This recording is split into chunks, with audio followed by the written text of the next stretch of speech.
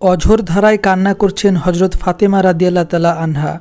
নাড়ি ছেঁড়া ধরনের কান্না দেখে রসুল সাল্লাল্লাহু আলাইহি সাল্লাম নিজের অশ্রু সংরক্ষণ করতে পারলেন না। গুরুতর অসুস্থ হজরত ফাতেমা রাদিয়াল্লাহু তাআলা আনহা দেখতে গেলেন রসুল সাল্লাল্লাহু আলাইহি সাল্লাম। ঘরের সামনে দাঁড়িয়ে প্রবেশের অনুমতি চাইলেন। মা, ভেতরে আসতে পারি? আমার সঙ্গে মেহমান আছে।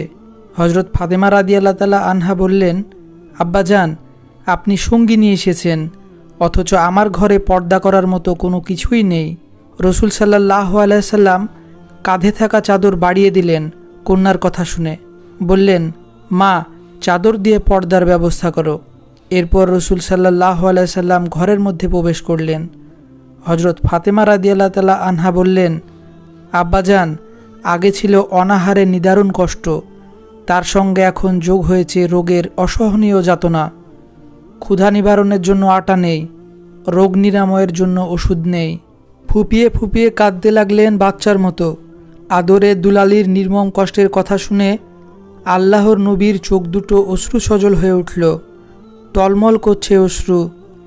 যে নবী তায়েফের জনপদে কাফেরদের পাথরের আঘাতেও রক্তাক্ত হয়ে কাঁদেনি, উহুদের প্রান্তরে শত্রুর আঘাতে দাঁত মোবারক হারিয়েও কাঁদেনি, কলিজার টুকরা ফাতেমার ক্ষুধার কষ্ট আর অসুখের যাতনার কথা শুনে কাঁদতে লাগলেন অঝোর ধারায়।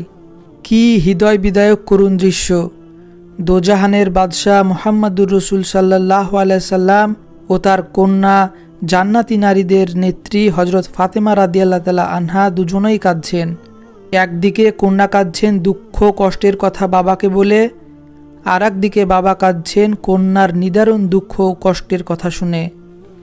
রসুল সাল্লাল্লাহু আলাইহি সাল্লাম কন্যাকে বললেন, শোনো ফাতেমা, আমার আদরের দুলালি, সেই সত্তার কসম যিনি আমাকে সত্যসহ প্রেরণ করেছেন, আজ 3 দিন অতিবাহিত হয়ে গেছে, তার মধ্যে তোমার বাবার পেটে এক লোকমাও খাবার পড়েনি। এরপর রসুল সাল্লাল্লাহু আলাইহি সাল্লাম বললেন, মহান আল্লাহ আমাকে স্বর্ণের পাহাড় দিতে চেয়েছেন।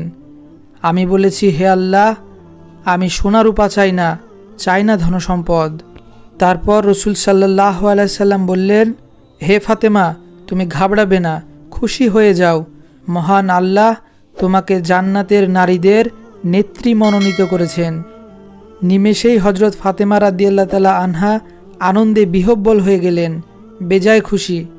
বন্ধ হয়ে গেল কান্না, ভুলে গেলেন দুঃখ যাতনা। মহান আল্লাহ রব্বুল আলামিন জিবরাইল আলাইহিস সালামকে পাঠিয়ে দিলেন, তুমি আমার হাবিবকে বলে দাও, ফাতেমাকে আমি জান্নাতের নারীদের নেত্রী বানিয়ে দিয়েছি।